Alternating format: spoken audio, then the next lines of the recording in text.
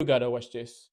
Hey, real quick, you ever heard of them relationships where there'll be a girl or a boy and they go to their boyfriend or girlfriend and they say, hey, this person just keeps texting me. They keep flirting with me. They keep trying to reach out to me. And it's so annoying. And I wish they wasn't doing this. And they bring it to their significant other and they say, look at this.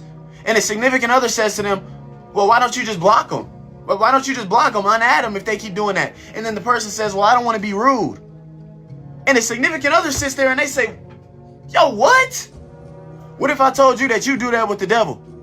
What if I told you that you take all of the problems that the devil brings to you to God, and God says, why don't you just block him? And you say,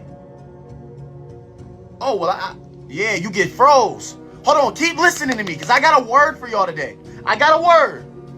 So last night, I'm Bible studying with a group of my buddies, and we're reading through James chapter 4. And we get to verse 7 specifically.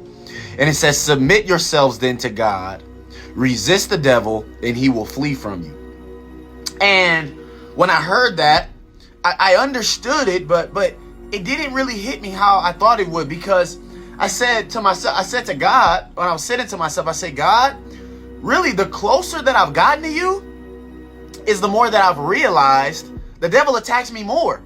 Like, God, you're telling me, submit myself to you, and then he'll flee. But God, it really feel like he done turned up the spiritual warfare on me. He's trying to attack me in so many different ways now. So God, I don't really get what you mean. And that's when God started speaking to me. God said to me a couple minutes later, he said, the reason that the devil hasn't fled from you and that he's actually turned up his attacks is because you haven't submitted to me. The opening words in this verse are submit yourselves. Do you know what it means to submit to something? It means to fully devote to something.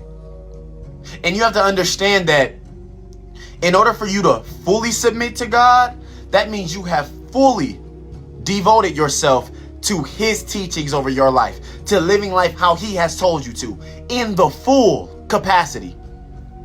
And God was saying to me, Miles, you haven't fully submitted yourself. And I said, God, but I'm living for you. I'm reading my Bible, I'm praying. And he said, well, how about that forgiveness I told you to have with people that you still don't have? And I said, well, God, I love you. But God said, be quiet. I said, submit to me then. So I'm here to say to some of y'all today that may be agreeing with me or feeling what I felt in that moment, that, okay, well, why isn't the devil fleeing from me? Why have I come to God and now it's almost like I'm struggling even more? You haven't fully submitted. And that's why the devil hasn't fled from you. But keep listening, because this only gets better. I actually got clocked when I came to that realization, and when God hit me with that conviction that I hadn't fully submitted. And